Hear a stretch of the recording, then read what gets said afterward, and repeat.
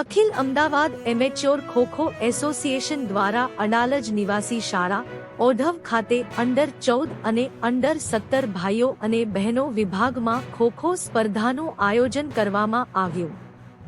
આ અવસર પર ખોખો એસોસિએશનના પ્રમુખ પ્રતાપસિંહ ઝાલા, સચિવ રીટાબેન કંજરિયા, ઇન્ટરનેશનલ ખોખો રેફરી ધવલભાઈ દવે, સભ્ય અજીતભાઈ પટેલ અને આદર્શ નિવાસી શાળાના વ્યાયામ શિક્ષક કિરણસિંહ ઉપસ્થિત રહ્યા હતા.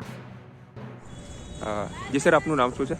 પ્રતાપસિંહ ઝાલા, પ્રમુખ અખિલ અમદાવાદ એમેચ્યોર ખોખો એસોસિએશન. આજે અહીંયા આદર્શ નિવાસી શાળા ખાતે જે ખોખોનું ઇવેન્ટ આજે યોજાઈ છે, એમાં કયા કયા ગ્રુપના ખેલાડીઓ આજે અહીંયા ભાગ લીધા છે?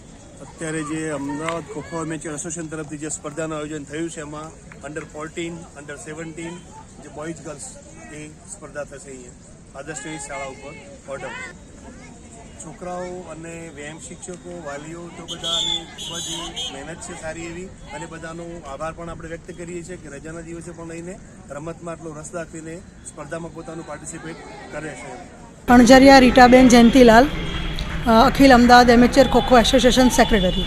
અહીંયા આપણે જે આદર્શ નિવાસી શાળામાં જે છોકરાઓ આપણે બોલાવ્યા છે એ સબ જુનિયર અને જુનિયર, એટલે કે ગર્લ્સ અને બોયઝ બંને ટીમનું આપણે અહીંયા આયોજન કરેલું છે, અને લગભગ નહીં હોય તો 200 આસપાસ સ્ટુડન્ટ્સ ખેલાડીઓ રમવા માટે આવી રહ્યા છે.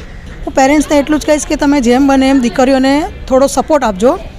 સાથે કે ખેલાડીઓ જ્યારે દીકરીઓ બહાર આવે છે ત્યારે એમને તો આખું જીવનભર આખું ઘર ચલાવવાનું હોય છે, ભલે એ પછી ગમે તે પોસ્ટ ઉપર હોય, પણ જો એમનો અંદરથી જ એનું દબાઈ જશે તો એ આગળ આવીને ખેલી નહીં શકે. અને અત્યારે તો આટલું છોકરીઓ માટે આગળ આવવાનું બહુ જ મોટું બેનિફિટ હોય છે, બહુ જ મોટું ફિલ્ડ છે. તો આવા સ્ટેજ ઉપરથી બાળકો આવશે ને તેને સ્ટેજ ફિયરથી માંડીને બધું જ દૂર થશે. મારું નામ છે ધવલભાઈ દવે. હું ખોખો એસોસિએશન ઓફ ગુજરાત અને ખોખો એસોસિએશન ઓફ અમદાવાદ અને ફેડરેશનનો ઇન્ટરનેશનલ ટેકનિકલ ઓફિસર. આજે આપણે અહીંયા આદર્શ નિવાસી શાળા ખાતે જે ખોખોનું ટુર્નામેન્ટ યોજાઈ છે, આમાં જોઈએ છે આપણે નાના નાના છોકરાઓ ભાગ લીધા છે.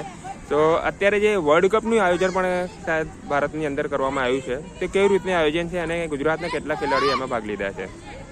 ખૂબ જ આનંદની વાત છે કે સૌ પ્રથમ વર્લ્ડ કપ ખોખોનો યોજાઈ રહ્યો છે.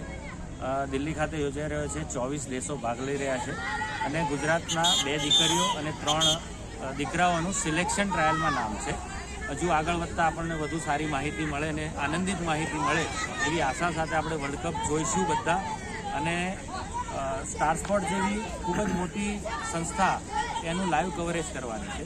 ઓકે, તો ખોખોનું ફ્યુચર કેવી રીતે આપ જોઈ રહ્યા છો અત્યારે? આ વર્લ્ડ કપ પછી ખોખોનું ફ્યુચર એટલું મોટું છે કારણ કે આ આપણી માટીની રમત, માટીને આપણે મેચ સુધી લાવ્યા છીએ. અને આનંદની વસ્તુ એ છે કે સૌથી પહેલો ખોખોનું જે નેશનલ થઈ હતી એમાં સૌથી પહેલો અર્જુન એવોર્ડ આપણને ગુજરાત ખાતે મળેલો છે. પહેલો, બીજો અને ત્રીજો 3 વર્ષ આપણને અર્જુન એવોર્ડ મળેલ છે.